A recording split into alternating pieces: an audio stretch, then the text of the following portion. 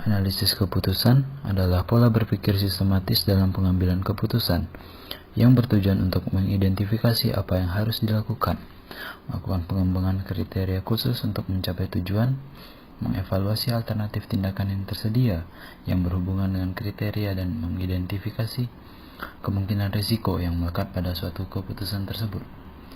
Dalam membuat analisis keputusan, terdapat beberapa langkah, seperti yang pertama, merumuskan pernyataan keputusan. Hal ini bertujuan untuk memusatkan perhatian pada tindakan terpilih dalam tahap pengidentifikasian alternatif tindakan sebagai dasar untuk melaksanakan keputusan yang akan ditempuh dalam usaha mengembangkan perusahaan.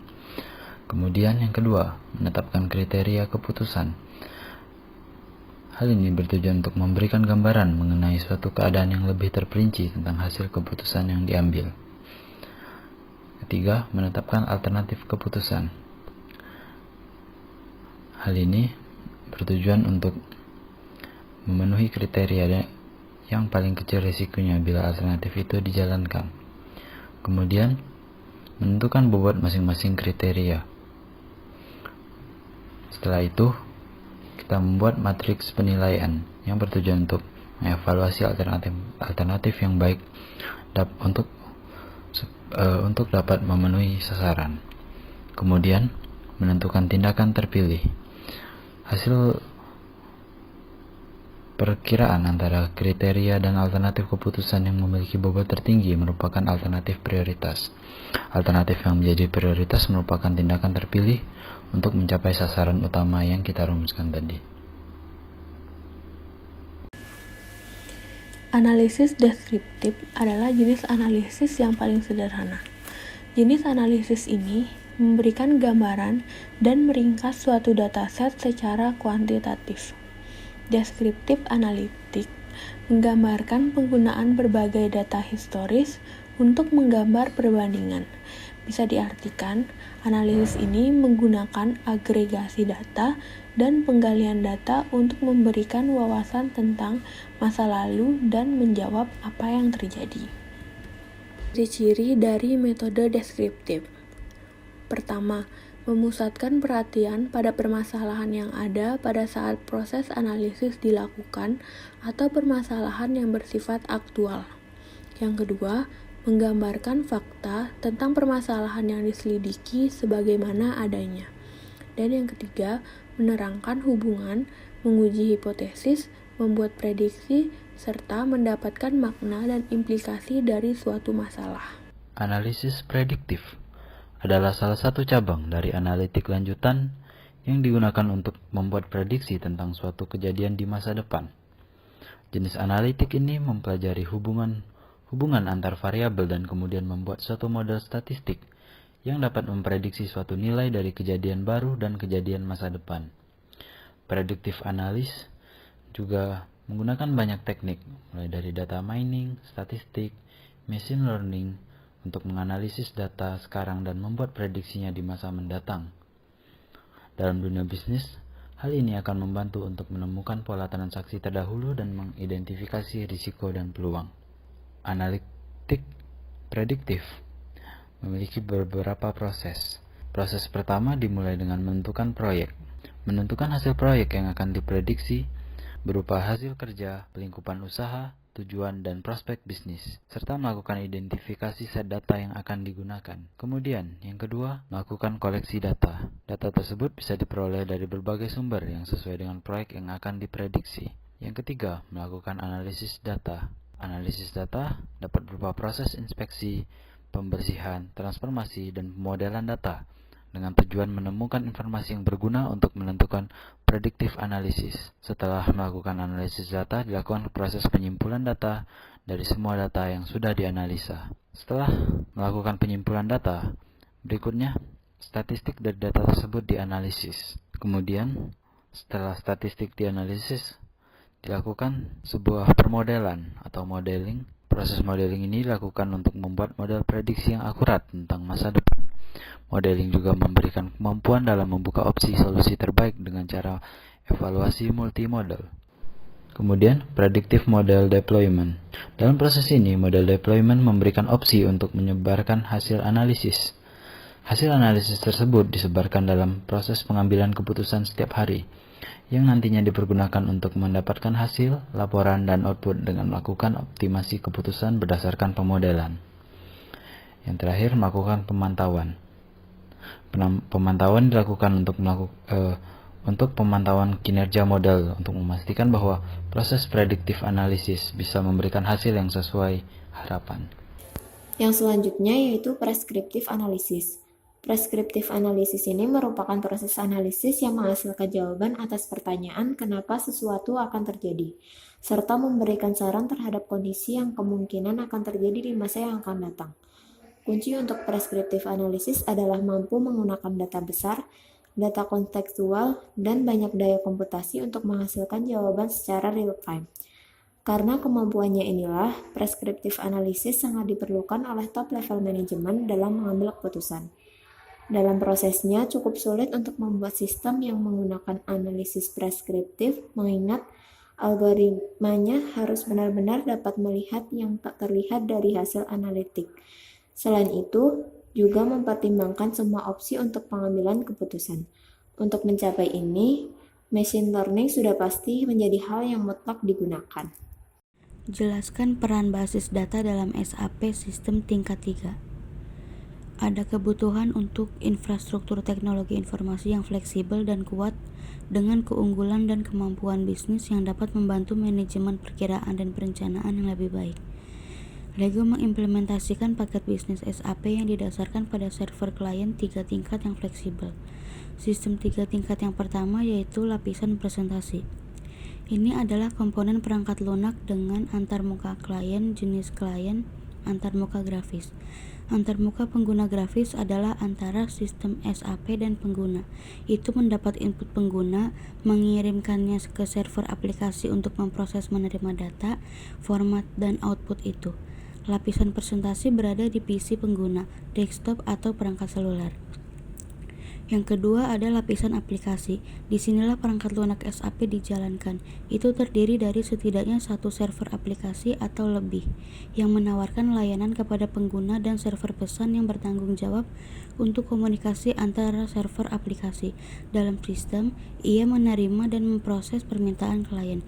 Pada gilirannya, server aplikasi ini mengirimkan permintaan yang diproses ke sistem database.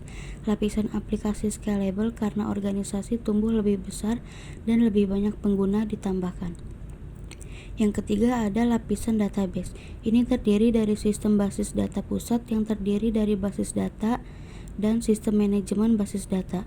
Ia menerima permintaan klien yang diproses dari server kedua ke sistem basis data yang terdiri dari satu atau lebih basis data relasional. Basis data rasional ini berisi tablet yang menyimpan data tentang produk-produk LEGO, operasi harian, rantai pasokan, dan ribuan karyawan. Informasi tersebut kemudian disimpan dan diambil dari sistem basis data dan dikirimkan kembali. Beberapa sistem basis data yang dapat Anda temukan dengan SAP dalam implementasi yang berbeda adalah Oracle, Microsoft SQL Server, IBM, dan lain-lain. Jelaskan mengapa arsitektur yang didistribusikan fleksibel. Sistem arsitektur terdistribusi terdiri dari beberapa komputer otonom yang berkomunikasi melalui jaringan komputer. Komputer berinteraksi satu sama lain untuk mencapai tujuan bersama. Pada dasarnya, kelompok komputer ini masing-masing akan memegang subset perangkat lunak khusus dari sistem operasi agregat global. Komputasi terdistribusi adalah bidang ilmu komputer yang mempelajari sistem terdistribusi. Pemrograman terdistribusi biasanya jatuh ke dalam salah satu dari beberapa arsitektur dasar atau kategori. Sistem arsitektur terdistribusi adalah sistem perangkat lunak di mana komponen yang terletak di komputer jaringan berkomunikasi dan mengoordinasikan tindakan mereka dengan mengirimkan pesan. Komponen berinteraksi satu sama lain untuk mencapai tujuan bersama. Data dapat disimpan di banyak komputer, terletak di lokasi fisik yang sama, atau bahkan dapat tersebar melalui jaringan komputer yang saling berhubungan. Basis data terdistribusi dapat berada di server jaringan internet, di internet perusahaan, atau bahkan jaringan ekstra di perusahaan lain. Karena mereka menyimpan data di banyak komputer, basis data terdistribusi dapat meningkatkan kinerja di situs kerja pengguna akhir dengan memungkinkan transaksi diproses pada banyak mesin.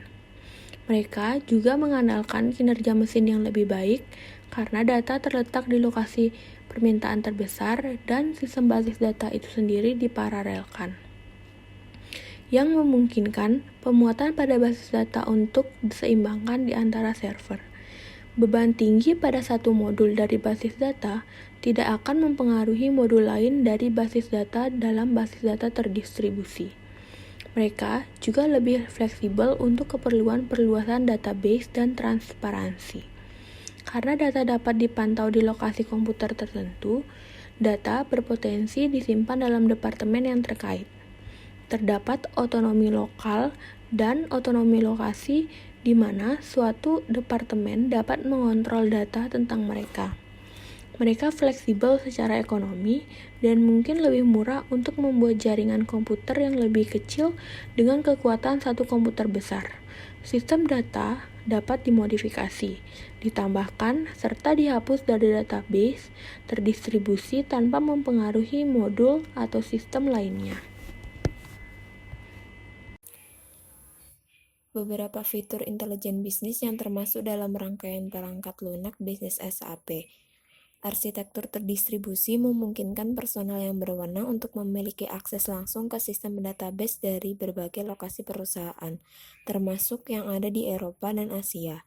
Arsitektur terdistribusi seperti Suite Business SAP mendukung basis data dari berbagai vendor termasuk yang ditawarkan oleh Oracle, Microsoft, dan lainnya. Mereka optimal untuk lingkungan bisnis berkinerja menengah hingga tinggi.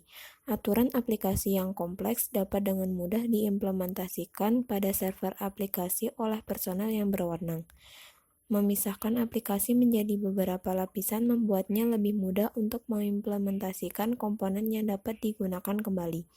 Komponen tunggal di lapisan bisnis misalnya dapat diakses oleh beberapa komponen di lapisan presentasi atau bahkan oleh beberapa lapisan presentasi yang berbeda, seperti desktop atau web, pada saat yang sama. Kelebihan utama dari memiliki banyak basis data dalam arsitektur terdistribusi yaitu yang pertama, toleransi kesalahan. Toleransi kesalahan merupakan pengaturan atau konfigurasi yang mencegah komputer atau perangkat jaringan gagal jika terjadi masalah atau kesalahan yang tidak terduga, seperti kegagalan daya, kehilangan data, kelebihan sistem, virus, dan lain-lain. Perusahaan Lego memiliki banyak data dari basis data yang masih dapat diperoleh dari server lain selama gangguan dari salah satu basis data. Ini memungkinkan bisnis untuk menghemat waktu, mengambil data kerugian, dan operasi harian mereka tidak akan terganggu secara drastis. Keuntungan yang kedua yaitu distribusi beban kerja. Dalam hal ini, memungkinkan administrator untuk mendistribusi beban di berbagai server. Contohnya yaitu fungsi bisnis seperti logistik dapat dialihkan ke server tertentu untuk penyeimbangan beban. Pembagian aktivitas dan proses ini di antara jaringan komputer dilakukan agar tidak terjadi kewalahan. Yang selanjutnya yaitu kekurangan. Yang pertama yaitu masalah keamanan. Banyak basis data ini lebih rentan terhadap serangan eksternal daripada basis data tunggal, dan kemungkinan penyalahgunaannya lebih mungkin terjadi pada banyak basis data daripada basis data tunggal yang memiliki lebih banyak kendali terhadap informasi. Untuk itu, Lego memerlukan sistem kontrol. Misalnya, tidak semua informasi harus tersedia untuk semua level organisasi. Kekurangan yang kedua yaitu biaya pemeliharaan. Banyak pangkalan data yang mahal untuk dipelihara karena setiap server memerlukan sistem operasi yang terpisah. Biaya untuk melindungi dan mengamankan server, upgrade, backup akan mahal, dan Lego harus mempertimbangkan manfaat menggunakan beberapa database dari biaya implementasi, restrukturisasi organisasi, serta biaya pemeliharaan.